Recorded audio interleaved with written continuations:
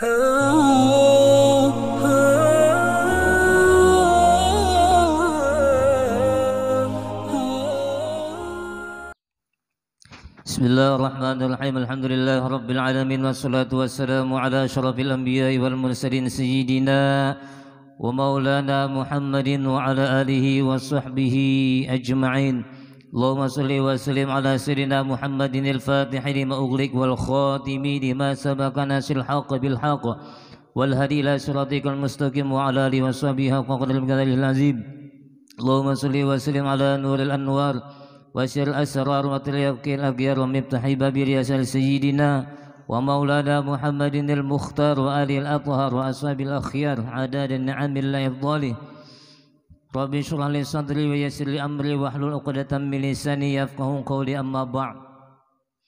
Alhamdulillah, puji dan syukur kita panjatkan kehadirat Allah Subhanahu wa taala. Di malam Sabtu ini kita dapat kembali melanjutkan pengajian kita, di mana pada waktu minggu yang lalu kita membahas tentang masalah sujud tilawah atau sujud sajadah. Dan insyaallah malam hari ini akan kita lanjutkan kembali tentang pembahasan masalah itu. Namun sebelum melanjutkan apa yang telah ulun sampaikan pada waktu pertemuannya lalu, sesuai dengan apa yang ulun sampaikan minggu kemarin, ada pertanyaan dari jamaah yang belum sempat terjawab karena keasikan kemarin, lalu kada sempat lagi menjawabkan. Pertanyaannya, apa hukumnya kalau imam membaca nyaring Fatihah atau surah lainnya pada salat zuhur atau pada salat asar? Nah, pertanyaannya lah, bagaimana hukumnya kalau suatu ketika kita mendapati imam salat zuhur atau salat asar yang membaca suratul Fatihah dan ayat Al-Quran pada rakaat yang pertama dan kedua? Mungkin ini maksud pertanyaannya. Nah, itulah pertanyaan. Mungkin maksudnya ketika pada rakaat yang pertama dan kedua ternyata imam membaca Fatihah dan surahnya secara nyaring, padahal biasanya aja gemet, tapi kenapa imam pada waktu itu membaca nyaring? Nah, nang kayak apa hukumnya? Atau sebaliknya, kita tambah pertanyaannya, bagaimana hukumnya imam membaca dengan suara gemet pada sholat subuh pada rakaat pertama dan kedua, dan sholat maghrib dan isya pada rakaat pertama dan kedua dengan suara yang tidak nyaring? Sama nih kan? Nah, kalau tadi gemet dibaca nyaring, yang nyaring dibaca gemet. Kadang menurut kemungkinan suatu ketika kita bisa mendapatkan situasi yang seperti ini. Jadi bagus ditokonakanlah. Nah, sebelum menjawab pertanyaan ini, yang perlu kita garis bawahi, ya, dalam sholat itu paling tidak ada dua cara membaca Al-Fatihah dan membaca surah. Ada lagi yang membagi jadi tiga. Secara umum, secara garis besar itu adalah ada dua cara. Ada yang membagi tiga cara. Cara yang ketiga itu bisa masuk ke dalam kategori cara yang kedua. Yang pertama itu dengan cara sir. Yang kedua itu dengan cara zahar. Yang ketiga dengan cara isma. Dengan cara isma ini bisa masuk dalam kategori yang kedua. Nah, kemudian yang pertama itu dengan cara sir, artinya dengan cara perlahan. Nah, indikator perlahan itu seperti apa? Ini yang kita garis bawahi. Indikator yang dinamakan dengan membaca dengan suara sir, dengan suara pelan itu seperti apa? Apakah misalnya membaca dalam hati, misalnya baca Fatihah tapi tidak terdengar sama sekali, itu namanya bukan sir. Yang namanya membaca Fatihah Membaca ayat secara sir itu adalah suara kita itu terdengar oleh telinga kita sendiri. Itu indikatornya, batasannya. Namanya tuli bang, lain bilang ke saya. Tetulian misalnya nih, membaca nih, aku juga kadang baca bacaanku, nyaring sini, di belakang mendengar, sekali dicek, arah kedingat ngorek telinga selebih sebulan misalnya. Nah, lalu itu lain kasusnya lah. Di secara umum, apa yang kita baca itu kira-kira terdengar oleh telinga kita. Atau dengan kata lain, kalau kita misalnya waktu kekanakan, kata juga bisik, ya lah, membisiki kawan. Pada waktu membisiki kawan itu kan terdengar suara kita secara sir, secara perlahan, tetapi orang lain yang ada di sampingnya itu tidak mendengar apa yang diucapkan oleh yang membisiki kita tadi. Yang mendengar cuma telinga kita. Itu berarti membisiki orang lain seperti itu dinamakan dengan sir. Membisik artinya pembacaan, tetapi lidah, mulut, nih, bibir itu tetap bergerak. Apabila kita membaca Fatihah misalnya, lidah kita nih muntung kita tertutup nang kayak ini, Allahu Akbar, Allahu Akbar, tertutup mulut. Berarti kita itu tidak membaca secara sir, tapi membaca dalam hati. Membaca secara sir itu indikatornya ilat bergerak, kemudian bibir turun naik. Ya, terbuka, tertutup, terbuka, tertutup, sesuai dengan huruf yang diucapkan. Apabila cuma ilat saja misalnya bergerak, awal bacalah mulut bertutup, misalnya ilat bergerak, wah ngeri mana bacanya. Ada hawa. Atau misalnya muntung aja turun naik, ilat kita, lidah kita kada bergerak, kada hawa juga. Karena membaca sesuatu, ilat itu memposisikan sesuai dengan huruf yang kita ucapkan. Jadi ilat bergerak, bibir pun ikut bergerak, dan suaranya itu adalah bagaikan orang yang berbisik-bisik dengan temannya, sehingga teman yang lain tidak mendengar suara yang dibisikkan. Itu sir.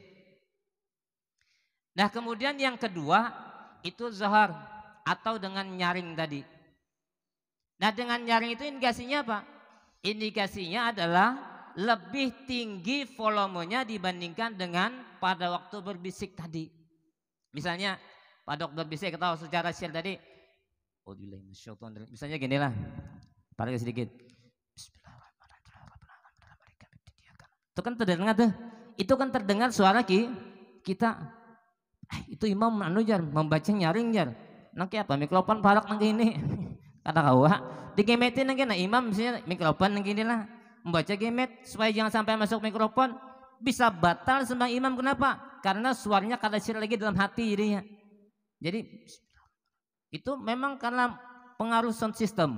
Sound system apalagi sound system ini kawan misalnya, jangankan nang kayak ini misalnya nang kayak di yang apa sound system yang ratusan juta itu, nang kayak ini aja lah misalnya Bismillahirrahmanirrahim itu bisa masuk suara walaupun sudah membaca secara sir.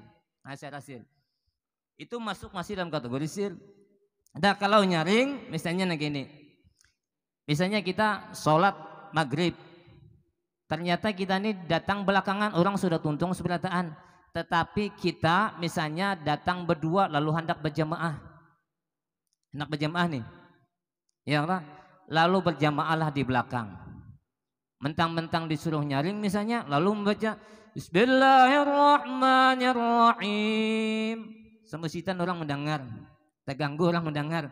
Nah, bukan seperti itu nyaring yang dimaksudkan. Tapi yang nyaring dimaksudkan ketika dalam situasi seperti itu, cukup si imam dan si makmum yang di belakang mendengar bacaan imam. Itu kata-kata nyaring tadi.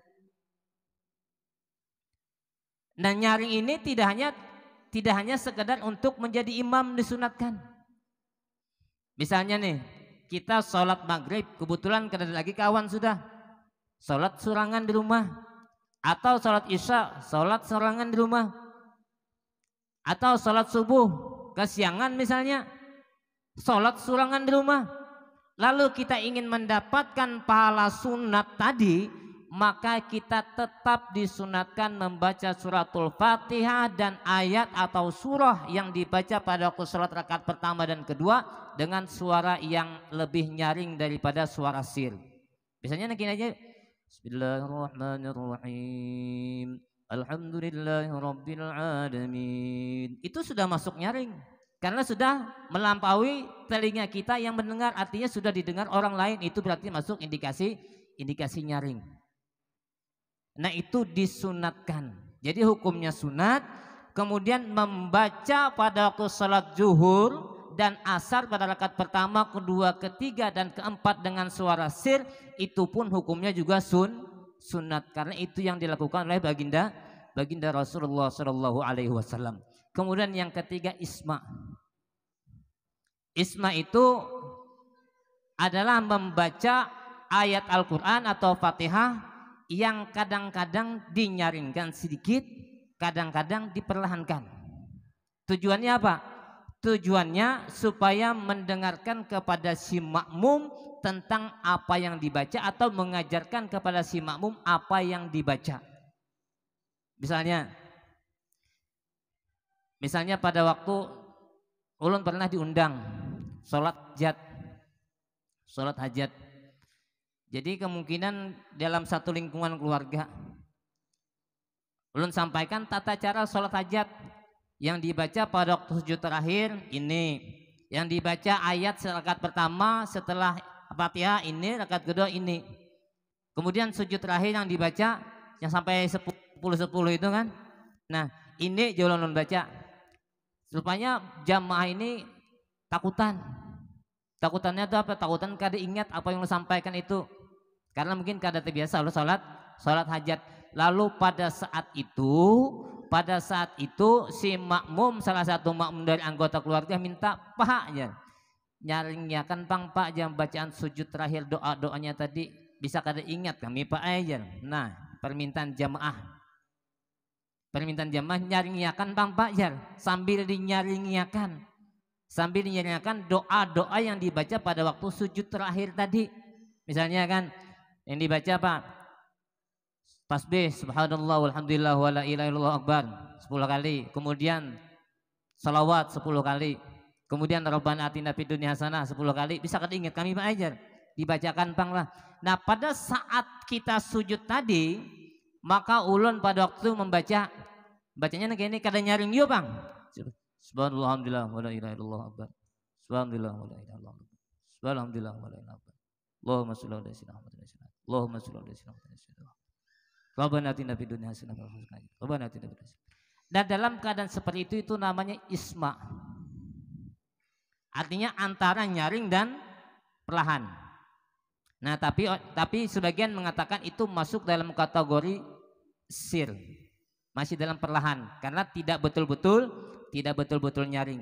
Dan ini pernah dalam satu riwayat an Abi Qatadah ta'anna Nabi sallallahu alaihi wasallam kana yaqra'a fi zuhri fil ulayaini bi ummil kitab wa surataini wa fir raq'ataini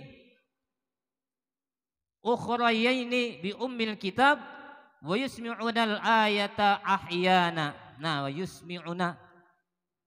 Jadi di sini dijelaskan dari Abi Qatadah, sesungguhnya Rasulullah sallallahu alaihi wasallam membaca pada sholat zuhur pada 2 rakaat awal masing-masing dengan Ummul Kitab. Nah, masing-masing dengan Ummul Kitab itu ya Al-Fatihah lah.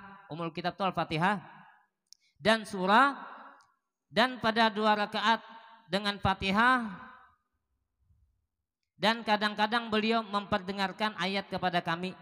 Nah, jadi kadang-kadang sir, kadang-kadang 2 rakaatnya sidin, dinyaringkan sidin ya tadi, benar begini. Auzubillahi minasyaitonir rajim. Kan kadang-kadang imam ada gitu. Bismillahirrahmanirrahim. Alhamdulillahirabbil alamin arrahmanirrahim maliki yaumiddin. Itu isma namanya. Kemudian bismillahirrahmanirrahim. Qul ya ayyuhal kafirun ta'budu wa ta'budu wa la ana 'abidum ma abattum. Itu namanya isma. Atau misalnya sholat hajat biasanya gitu kalau sambil mengatakan jamaah tuh. Sambil mengatakan jamaah, bismillahirrahmanirrahim. Kata bismillah kalau membaca surah itu tidak di awal surah, maka kada usah berbasmalah. Langsung aja Allahu la ilaha illa huwal hayyul qayyum lahu ma fis samawati wa ma fil ardh man dzalladzi yashfa'u 'indahu illa bi'idnih. Itu namanya isma. Nah, sekarang kembali ke pertanyaannya tadi. Bagaimana kalau seandainya imam membaca nyaring surah Fatihah dan lainnya pada salat zuhur dan asar pada rakaat pertama dan kedua? Karena hukumnya hanyalah sebatas sunat, maka itu tidak sampai membatalkan sholat. Walaupun sangat disayangkan karena itu tidak menjalankan sunnah baginda Rasulullah SAW. Karena Nabi ketika sholat zuhur dan sholat asar itu membaca surah baik pada rakaat pertama sampai rakaat keempat itu adalah secara sir. Walaupun kadang-kadang isma memperdengarkan sedikit. Nah, begitu juga ketika misalnya sholat maghrib menemui imam, misalnya imam kadadah nih, kadadah lagi sudah imam, lalu imam darurat bang kita petunjuk-tunjulan sudah saling petunjulan daripada kada berjamaah lalu naik sekong solinya panjang, aslinya nyaring soli fardul maghribi salah sarakatin mustaqbil dan imaman lillahi ta'ala Allahu Akbarnya saklinya apa sudah Allahu Akbar kada lagi terdengar langsung aja Allahu Akbar ruku'nya. Nah itu nanti apa juga itu karena tadi membaca nyaring hukumnya sunat maka tidak mendapatkan pahala sunat, tetap sholatnya sah, tapi disayangkan khawatirnya si makmum mengira bacaan imam nyaring lalu tunggu-tunggu apabila baca Fatihah sampai imam ruku. Nah kada terbaca lagi Fatihah si makmum. Kalau seperti itu keadaannya ya seperti itu keadaannya maka Fatihah si makmum itu ditanggung oleh imam. Itu nyamannya sholat berjamaah, saling menutupi kekurangan yang ada. Tapi kalau seandainya nangka itu juga kejadiannya nih, ada imam kadada imam mestinya sholat maghrib, sholat subuh, sholat isya membaca Fatihah mestinya kada yakin bacaan baik adanya, lalu imam maju ke muka kalau kada hendak membaca nyaring, ya Allah kan boleh aja nih baca gemet tapi gak dapat pahala. Paling tidak kalau seandainya terjadi situasi emergency seperti itu, paling kada si imam ini membaca secara isma. Bismillahirrahmanirrahim. Alhamdulillahirabbil alamin. Jadi paham si makmum, oh ternyata si imam kada membaca nyaring. Maka dalam situasi seperti itu si makmum seperti yang kita bahas sebelumnya, apabila si makmum tidak jelas mendengar bacaan imam walaupun secara jahar dibaca tapi kada jelas, maka si makmum tetap disunahkan untuk membaca surah. Nah kalau bahas lagi misalnya gitu, bahas tanyaan ini lah. Nah ini kira-kira jawabannya. Nah kemudian lanjut ke pembahasan kita selanjutnya, yaitu masalah sujud tilawah yang belum selesai. Dan demikian lagi tiada sunat, tiada harus makmum sujud daripada bacaan dirinya atau daripada bacaan yang lainnya selain daripada imam. Nah jadi gini, kalau misalnya sholat zuhur karena tadi membaca secara sir, ya lah, karena imam membaca secara sir, maka si makmum itu bebas membaca surah. Surah apa yang dibaca? Karena kita akan tahu imam dibaca surah apa. Nah maka baca. Kalau misalnya pada waktu itu si makmum membaca Al-Alaq tadi atau salah satu dari surah sajadah, ayat sajadah. Imam kadang membaca surah sajadah, si makmum membaca surah sajadah karena pada waktu bacaan sir. Nah, dia akan membaca nih, kemarin disampaikan disunatkan untuk sujud tilawah atau sujud sajadah apabila membaca dan apabila mendengarkan ayat-ayat sajadah. Nah, tetapi dalam situasi seperti itu, imam kadang membaca surah sajadah, ayat sajadah, si makmum membaca, maka si makmum tidak disunatkan untuk sujud sajadah atau sujud tilawah karena dia posisi sedang ikut imam. Kalau misalnya nak itu kan, nah ada tahu aku jangan sujud sajadah bulain. Pernah terjadi ada kisah waktu bahari orang ini hanya sekali sembahyang subuh Jumat ke musola. Nah ini bulan sembahyang subuh Jumat ke masjid. Karena kada biasa sembahyang subuh Jumat ke masjid, lalu pada waktu membaca surah sajadah, ini kada paham, kada ada ilmunya. Lalu si imam ini sujud sajadah, bingung kayaknya. Nah, kada umpat. Akhirnya pada waktu itu yang terjadi apa? Yang terjadi pada waktu itu setelah salam,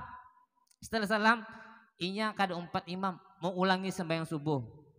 Lalu ditakuni kiai, kebetulan kiainya sudah meninggal dunia, takuni, kenapa ikan dia habis sembahyang subuh sembahyang pulang? Kada boleh jika haram hukumnya sembahyang sunat setelah sholat subuh tanpa ada ujur, tanpa ada kepentingan. Nah kalau misalnya kita habis wudhu kada apa-apa. Tapi kalau sembahyang sunat mutlak itu haram hukumnya karena waktu yang dilarang untuk melaksanakan sholat sunat. Lalu ditakuni, jawabnya ulun sembahyang subuh aja 2 rakaat. Apa tadi imamnya nak itu jar, anu sujud langsung. Nah, nya kada paham kan. Nah, sama pada waktu ulun pernah aja sembahyang di musola. Di musola tuh hanyar dibangun, hanyar berdiri. Kebetulan ulun sembahyang subuh membaca ayat sejadah. Habis sembahyang subuh beberapa hari ada jamaah bertakun, kenapa pian sembahyang nak itu jar? Nah, kenapa nak itu jar? Kada pernah ulun sembahyang nak itu aja. Iya kahayulun. Nih, sudah ini kada tahu sujud sejadah tadi kan. Bingungnya kurang itu sudah rupanya selama itu kada pernah sembahyang subuh di masjid. Pas ulun jadi imam, ulun bawakan ayat sajadah, sujud sajadah, bingung kayaknya. Nah itu karena kada paham. Nah kemudian lanjut,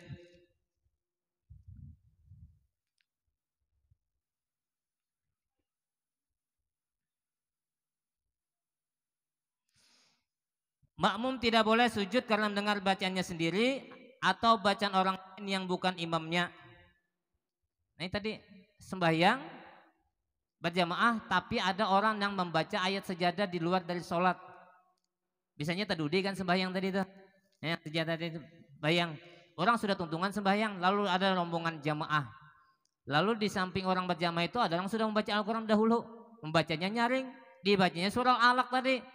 Kalla la tuti' wasjud waqtarib. Lalu ia mendengar bacaan orang lain selain bacaan imam, lalu ia sujud sahwi. Nah itu kada sujudnya.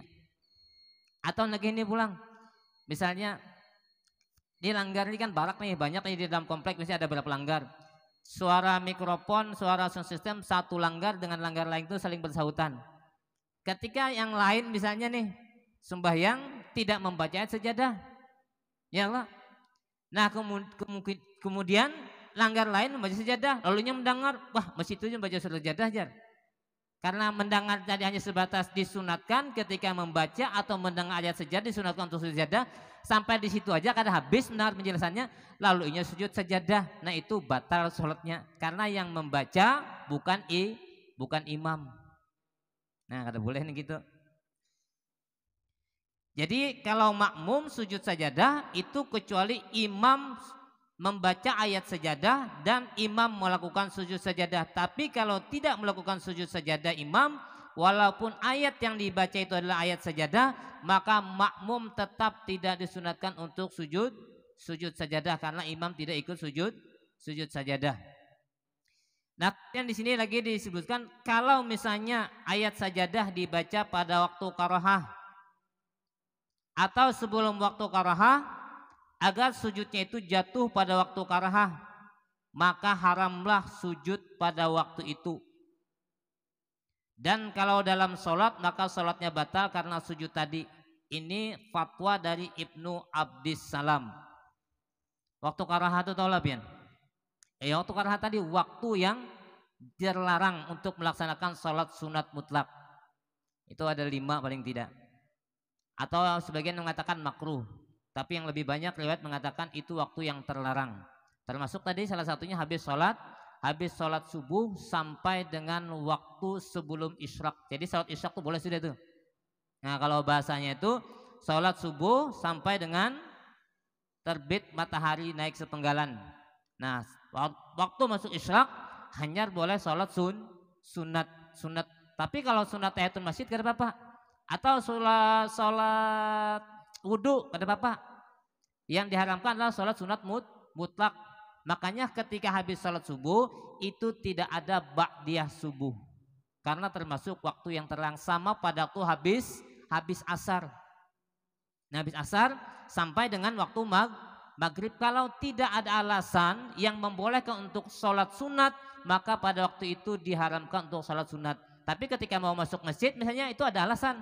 Karena disunatkan habis berwudu misalnya. Disunatkan. Atau misalnya gerhana matahari pada waktu habis asar. Nah itu dibolehkan karena ada sebabnya. Kalau ada sebab sunat mutlak aja itu yang dilarang. Atau misalnya pada waktu matahari tepat berada di atas kepala kita. Bagaimana mengetahuinya? Itu namanya waktu istiwa. Itu kada boleh juga. Itu kira-kira 10 menit sebelum zuhur. 10 menit sebelum zuhur kecuali hari Jumat. Nah, kecuali Jumat. Kalau hari lain itu kada boleh sholat sunat yang tidak ada sebab. Matahari di atas tepat. Kalau kita kan tepat jam 12. Tapi kada menentu jam 12 lah. Pokoknya kira-kira 10 menit sebelum zuhur itu waktu istiwa. Kalau kita sholat sunat yang tidak ada sebab itu dilarang. Nah, pertanyaan tadi, bagaimana kalau seandainya dia sujud sajadah pada waktu karaha tadi? Maka dalam kitab Sabilal Muhtadin tadi tidak diperbolehkan atau diharamkan. Atau inya sholat misalnya pada waktu itu sholat duha, membaca ayat sejadah, jatuh sujud sajadahnya pada waktu karaha, maka di sini dikatakan tidak dibolehkan atau diharamkan. Maka haramlah sujudnya ketika itu. Dan kalau dalam keadaan sholat, maka sholatnya itu batal karena sujudnya tadi. Nah, batal jadinya. Nah, jadi kalau seandainya terbaca juga, maka tidak perlu sujud tilawah. Nah, kemudian ini lagi ada yang berniat. Nah, ini masalah niat lagi. Niat membaca ayat sajadah dengan tujuan untuk sujud tilawah di luar daripada sholat subuh Jumat. Misalnya sholat isya, aku hendak membaca surah Al-Alaq aja, hendak sujud sajadah. Nah, di sini dikatakan ada dua pendapat. Ada dua pendapat.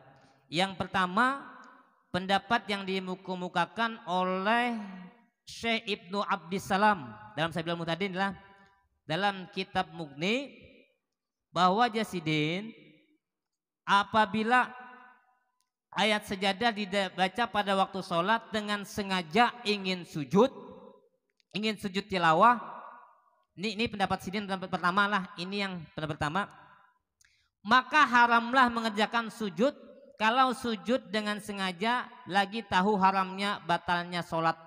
Ini pendapat oleh Syekh Ibnu Abdissalam. Ini yang tidak membolehkan. Jadi kada boleh Jasidin berniat untuk membaca ayat sajadah di luar dari sholat subuh Jumat untuk sujud sajadah. Ini menurut Syekh Ibnu Abdissalam.